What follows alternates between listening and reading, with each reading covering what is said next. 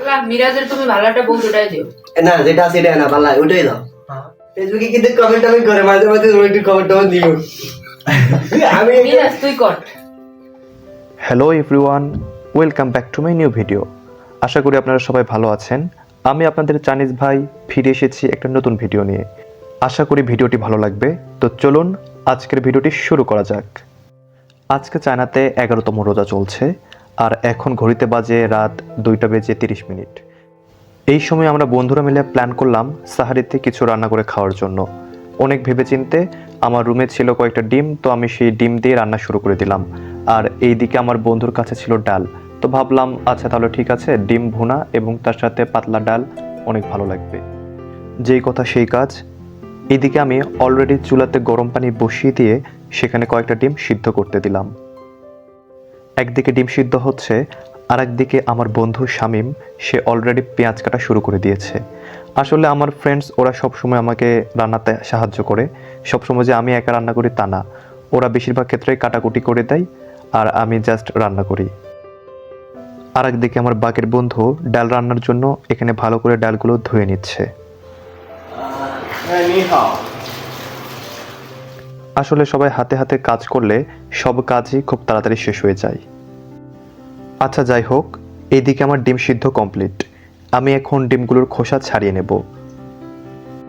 খোসা ছাড়াতে গিয়ে পড়ে গেলাম মহা বিপদে।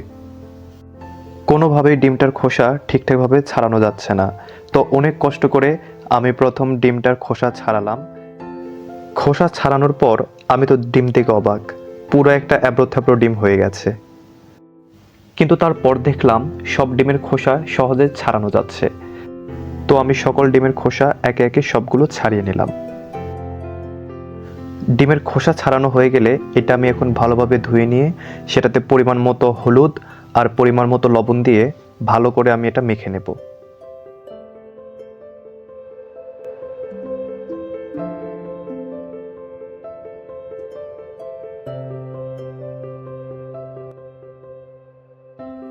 একদিকে আমার হলুদ আর লবণ দিয়ে ডিম মাখা শেষ, আর আরেকদিকে আমার বাকের বন্ধু অলরেডি ডাল রান্না শুরু করে দিয়েছে।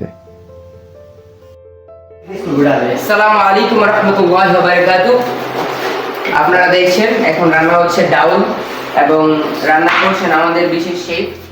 এর মধ্যে আমার দুষ্ট বন্ধু আলনুরের দুষ্টামি অলরেডি শুরু হয়ে গেছে।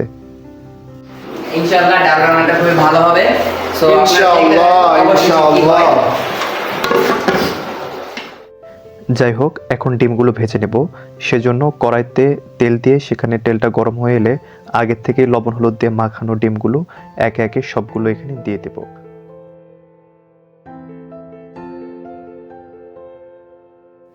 ডিমগুলো সব দেওয়া হয়ে গেলে এখন সেই ডিমগুলোকে ভালোভাবে এখন ভেজে নিতে হবে।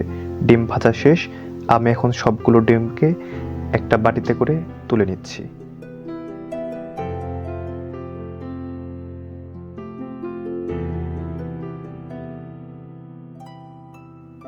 এই পর্যায়ে ডিমগুলো ভেজে নেওয়ার পর যে অবশিষ্ট তেলগুলো ছিল আমি সেখানেই আগে থেকে কেটে নেওয়া পেঁয়াজগুলো দিয়ে দিচ্ছি।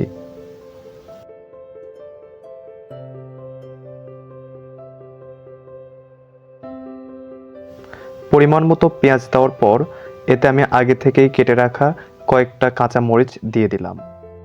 এখন পেঁয়াজ আর কাঁচা মরিচকে এই তেলে ভালোভাবে ভেজে নেব।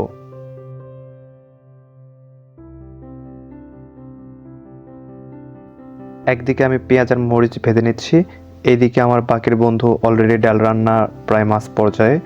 ডাল রান্না দেখে মনে হচ্ছে খুব ভালোই হবে, কারণ ডালের কালারটা খুব সুন্দর এবং ডাল থেকে খুব সুন্দর সুঘ্রাণ বেরিয়েছে, তো আশা করা যায় ভালোই হবে। আজ বাকের প্রথম ডাল রান্না, আর আপনারা দেখে নিশ্চয়ই বুঝতে পারছেন সে কতটা এনজয় করে ডালটা রান্না করছে। তো আমরা সবাই আশা রাখি অবশ্যই ডালটা ভালো হবে। এইদিকে আমার পেঁয়াজের মরিচ ভাজা প্রায় শেষের দিকে। এখন আমি এই পর্যায়ে কয়েকটা তেজপাতা অ্যাড করে আরও কিছুক্ষণ ভেজে নেব।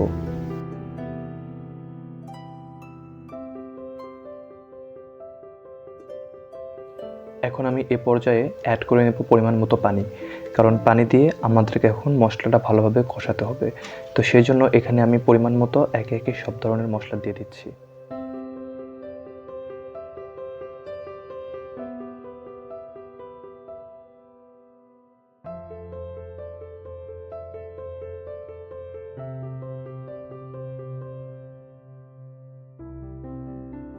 হলুদ, মরিচ, লবণ সকল মশলা একে একে দেওয়ার পর আমি আরও কিছুক্ষণ এটা রান্না করে নেব। এখন একটু সামান্য পানি দিয়ে মশলাগুলো ভালোভাবে কষিয়ে নিতে হবে।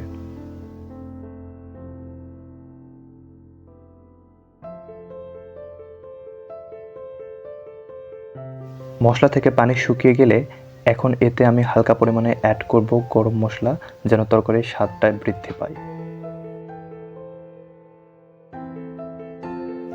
এ পর্যায়ে মশলাটা নিচে লেগে যেতে পারে, সেই জন্য ভালো করে নাড়াচাড়া করে মশলাটা কষিয়ে নিতে হবে।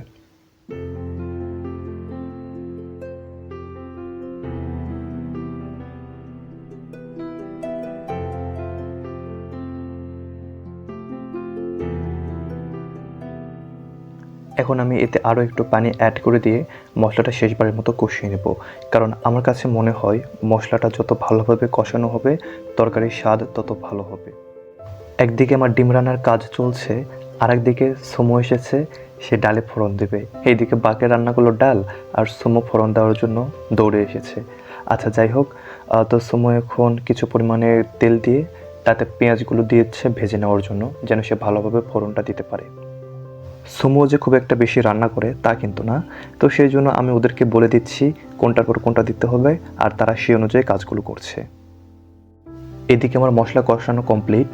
এখন আমি সেখানে আগে থেকে হালকা করে ভেজে রাখা ডিমগুলো সবগুলো দিয়ে আবারও ভালোভাবে নাড়াচাড়া করে নেব। কষানো মশলার সাথে ডিমগুলো কিছুক্ষণ রান্নার পর আমি তাতে অ্যাড করে দেব পরিমাণ মতো পানি। যেহেতু আজকে আমরা ডিমের ভুনা রান্না করব, সেজন্য আমরা খুব একটা পানি ইউজ করব না, এখানে পরিমাণ মতো পানিতে ঢেকে দিব। এদিকে ডালে ফোড়ন দেওয়ার জন্য সুমোর পেঁয়াজ ভাজা প্রায় শেষের দিকে, আর সে আমাকে দেখাচ্ছে ডালের ঘনত্বগুলো ঠিক আছে কিনা। আমি বললাম হ্যাঁ, ডালের ঘনত্ব একদম পারফেক্ট। যাই হোক, এখন আমি এখানে কয়েকটা 5 ফোড়ন অ্যাড করে দিলাম। এখন 5 ফোড়ন দেওয়ার পর সেটা ভালোভাবে ভেজে নিতে হবে, তবে খুব একটা বেশি ভাজা যাবে না, কারণ এটা ভাজলে তিতা হয়ে যেতে পারে। তো যাই হোক, আমরা যতটুকু দরকার ততটুকু ভেজে নিয়ে এখন আগে থেকে রান্না করা ডালগুলো এখানে দিয়ে দিব। ফোড়নের সাথে ডালটা মিক্স হওয়ার পর এখানে অনেক সুন্দর একটা গন্ধ বেরিয়েছে। যাই হোক, এদিকে আমার ডিম রান্না প্রায় শেষের দিকে, পানিটাও একটু শুকিয়ে এসেছে, তবে আর একটু শুধু রান্না হতে হবে, সেই জন্য আবার আমি শেষবারের মতো এটা ঢেকে দিব। এদিকে এদের ডাল রান্নার প্রসেসিং প্রায় শেষের দিকে, তো আমি শেষবার আসলাম এখানে শুধু ডালটা টেস্ট করার জন্য, যে এখানে আসলে লবণ হলুদ সব কিছু ঠিক আছে কিনা। তো দেখলাম যাই হোক ডালের সব কিছু পারফেক্ট এবং ডালটা খেতে ভালো লাগছে, আর স্বাদটাও একেবারে ঠিকঠাক। এখন আমার ডিম রান্নাও সব কমপ্লিট, ওই জন্য আমি চুলা এখন বন্ধ করে দিয়েছি। তবে এর মাঝখানে সুমো এসেছে দৌড়ে, সে এসে ডিমের তরকারিতে নাকি একটু নাড়া দেবে, কারণ তার মধ্যে তার হাতের ছোঁয়া পেলে ডিমের স্বাদ দ্বিগুণ হয়ে যাবে। আচ্ছা যাই হোক, এইদিকে দেখি আমার আরেক বন্ধু সুলাইমান, সেও আজকে ডাল রান্না করছে। কি ব্যাপার, আজকে সবাই দেখি ডাল রান্না করছে। আমাদের রান্না বান্না সব কমপ্লিট, আর এটা হচ্ছে আমার ডিম ভুনার ফাইনাল লুক। তো কেমন হয়েছে চলুন খাবার খেয়ে সেটা দেখা যাক।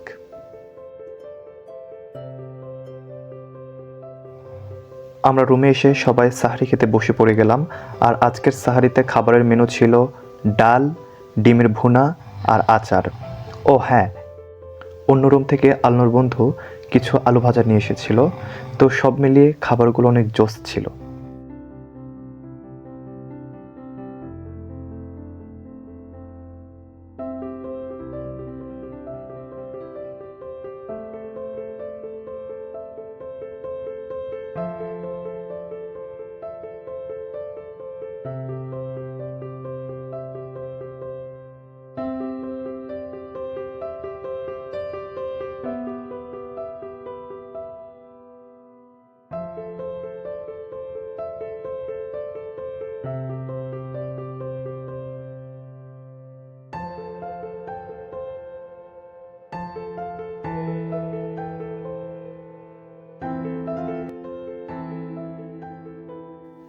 এখন খাবার খেতে খেতে চলুন সবার কাছ থেকে রিভিউ শোনা যাক, দেখি তারা কি বলে।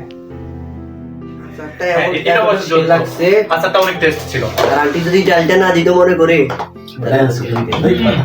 সবাই তো ভাই আল্লাহ রান্না করছে ক্ষতি আল্লাহ মিরাজের তুমি ভালো একটা বউ জোটাই দিও।